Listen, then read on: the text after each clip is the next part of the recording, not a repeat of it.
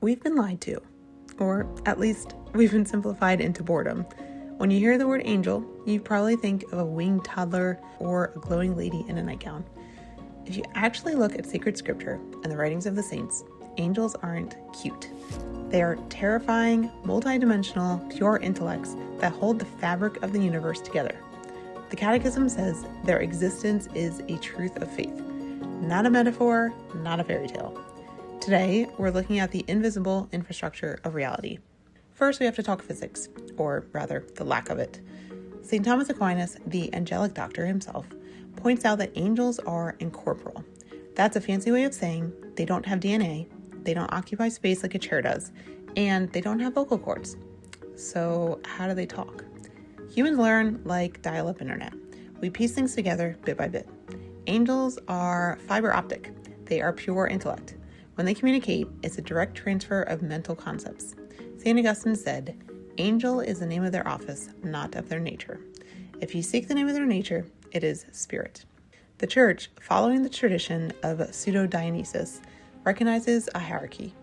Think of it as the most sophisticated org chart in existence. Tier 1, the inner circle, seraphim, cherubim, and thrones. These guys aren't looking at us. They are face to face with the uncreated light of God. The seraphim are literally the burning ones. Scripture check, Isaiah 6. They have 6 wings, and their voices literally shake the foundations of the temple. Tier 2, the middle management of the universe, dominions, virtues, and powers. These are the engineers of the cosmos. They govern the laws of nature and the movement of the celestial bodies. Tier 3, the boots on the ground, principalities, archangels, and angels. These are the ones tasked with human affairs. This is where Michael, Gabriel, and your own guardian angel live. Every time an angel shows up in the Bible, the first thing they have to say is, "Do not be afraid." Why? Because encountering an angel is like trying to plug a toaster into a nuclear power plant. St. John of the Cross tells us that the light and power of an angel are so intense that the human soul naturally recoils. They aren't nice, they are holy, and holiness is a weight that our fallen nature struggles to carry. You have a dedicated, high-level intelligence assigned to you. St. Jerome famously said, "How great the dignity of the soul, since each one has from his birth an angel commissioned to guard it." Your guardian angel isn't just a vibe. They are a protector and a petitioner. They see the face of the Father while standing right next to your desk. Now, you might be thinking, this is great theology, but does anyone actually see them? In the lives of the saints, the veil between the visible and invisible wasn't just thin, it was transparent. Take Padre Pio, for example. He didn't just believe in his guardian angel, he used him like a celestial courier service. St. Padre Pio was famous for telling people who couldn't travel to Italy to send their guardian angel to him with their prayer requests. He would often be found talking to someone in his room. When asked who it was, he'd simply say he was chatting with his little companion. But it wasn't all tea and conversation. Pio was also physically attacked by the third, the fallen angels, and he relied on his angel for protection during those dark nights. He once wrote, "Your guardian angel will be your guide. He will lead you through the rugged mountains of life."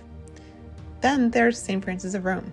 For the last 24 years of her life, she was granted a unique grace. She could see her guardian angel with her physical eyes at all times. She described him as having the stature of a 9-year-old child, but with a gaze so bright she could rarely look him in the face. But here's the crazy part. She said that if she ever committed a small fault or spoke a harsh word, the angel would momentarily disappear or hide his face in his hands. It's a vivid reminder that these beings aren't just guards, they are mentors of holiness. Even St. John Bosco had a mysterious protector. A massive gray dog named El Grigio would appear out of nowhere whenever he was being attacked by thugs in the street of Turin, only to vanish once the saint was safe. Bosco was convinced this was an angelic intervention in a form he could understand. If this is true, and the Church is certain it is, it means the world is much bigger than what we can see under a microscope or through a telescope. It means we're a part of a cosmic family. When you go to Mass, you aren't just in a building with a few dozen people. You are stepping into a room where the seraphim are prostrate and the archangels are standing guard. You are part of a cloud of witnesses that stretches into eternity. The universe isn't a cold, empty vacuum.